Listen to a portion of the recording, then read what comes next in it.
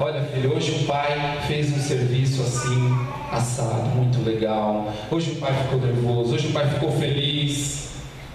Tem que contar também como seu filho vai confiar em você e vai te contar tudo da vida dele se você não faz o mesmo com ele. Existe um jeito de se falar, né? Você não vai falar tudo, que pode até chocar uma criança, mas existe uma linguagem própria das crianças que o pai tem que conhecer a linguagem do seu filho e contar, confiar nele e conversar com ele. E aí vem o sexto ponto e último: não demonstrar emoção na frente dos filhos. É o último ponto com o pai fracassado. Se o pai não sabe demonstrar emoção, se o pai não tem coragem ou tem vergonha de chorar, se o pai não tem coragem ou tem vergonha de sorrir, de brincar, de se divertir, tem pai que é duro. Ele não é capaz de chutar uma bola, ele não é capaz de se ajoelhar para brincar com o filho, ele não é capaz de dançar para o filho dar risada, de pular, de falar com uma voz diferente para o filho, principalmente as criancinhas, fazerem, darem risada.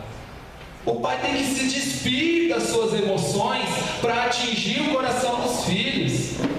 Uma vez eu lembro que eu estava conversando com a Rosa e ela falava assim: olha, as crianças, elas são, nas suas emoções, elas são muito mais aceleradas que os adultos. Para você cuidar de criança, você tem que, né, Rosa, acelerar, você tem que aumentar sua emoção, seu pensamento, sua velocidade de raciocínio para você chegar no nível da criança. Porque a criança está o tempo inteiro aqui, ó. Uma coisa é outra, uma coisa é outra. Vamos brincar disso, aí cansa, já vai brincar de outra. E o pai tem que virar criança, demonstrar as suas emoções. Não é vergonha nenhuma. Rir, chorar, brincar, dançar com os filhos, rezar com os filhos. Aí a gente começa a alcançar o coração dos nossos filhos. Tem uma frase interessante que eu trouxe: não há dinheiro no mundo que compre o sorriso de confiança e o abraço sincero de um filho que te admira. O sorriso do filho que te admira, o sorriso de confiança e aquele abraço sincero. O pai é um herói para os filhos e deve ser um herói para os filhos, aquele que confia, que o filho pode confiar. Deus coloca coisas e situações na nossa vida que muitas vezes nós não entendemos. Por que eu estou passando por isso? Por que eu tenho essa enfermidade?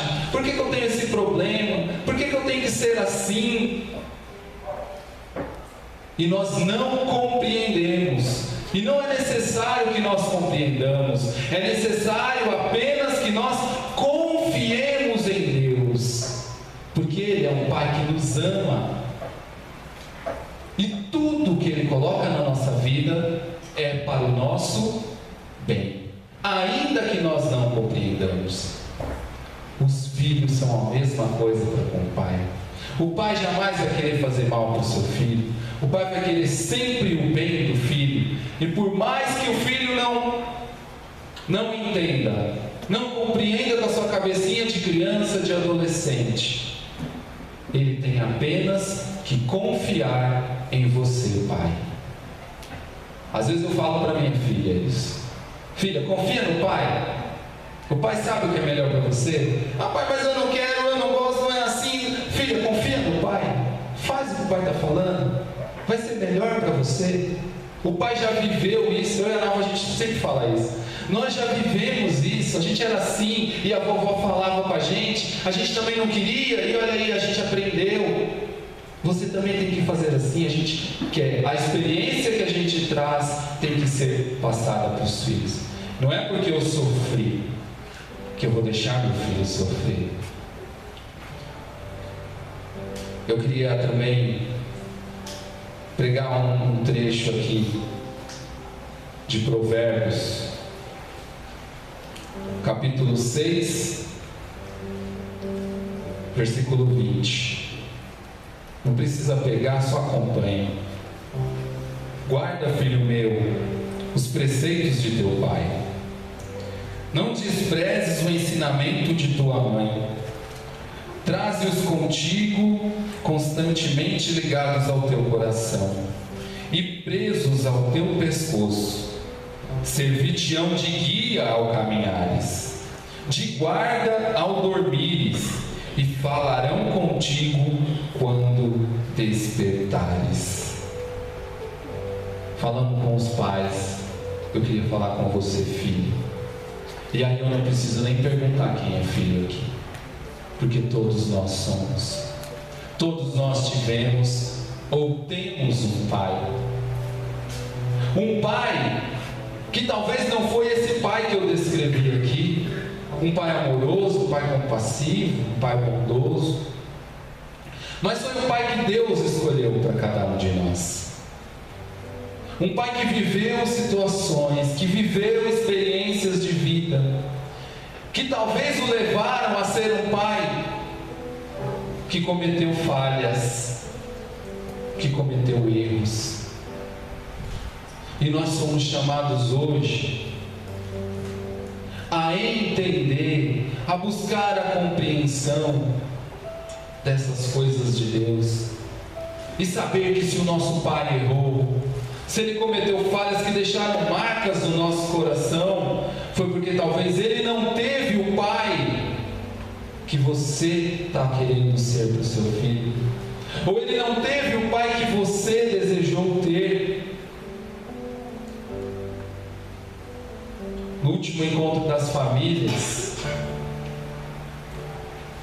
nós passamos um vídeo aqui onde um pai já de idade, senhor, já com pouca compreensão das coisas, ele sentado com seu filho, o filho lendo, sem dar muita atenção para o filho, para o pai.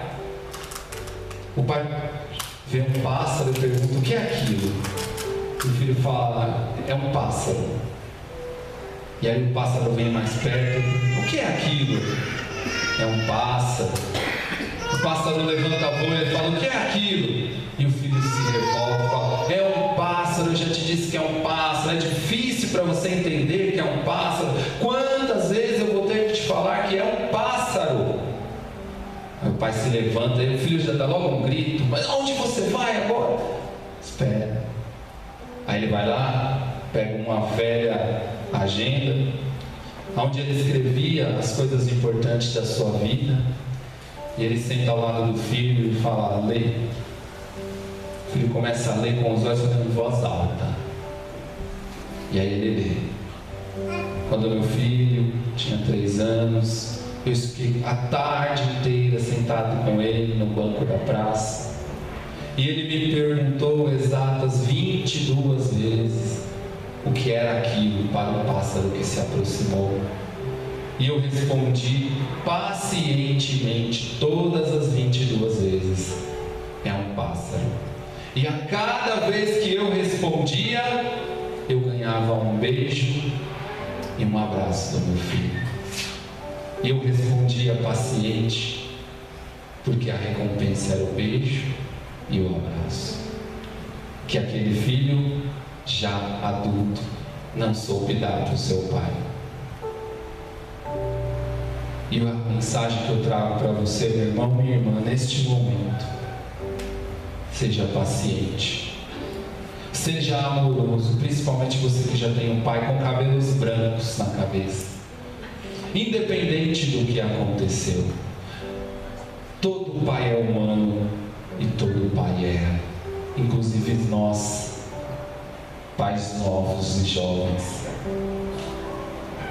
Temos que ter paciência, porque talvez o seu pai, o meu pai, não estará conosco amanhã.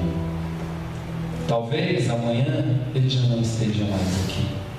E aí você vai dizer: as coisas que o meu pai fez eram tão pequenas, as coisas ruins que eu dei tanta importância era tão pequena, não tinha valor algum, e magoou tanto o meu coração. Ah, se eu soubesse que meu pai ia embora nesta noite, eu tinha perdoado, eu tinha abraçado, eu tinha dito que o amava, mesmo ele não querendo ouvir, mesmo ele ainda não abrindo o coração para mim.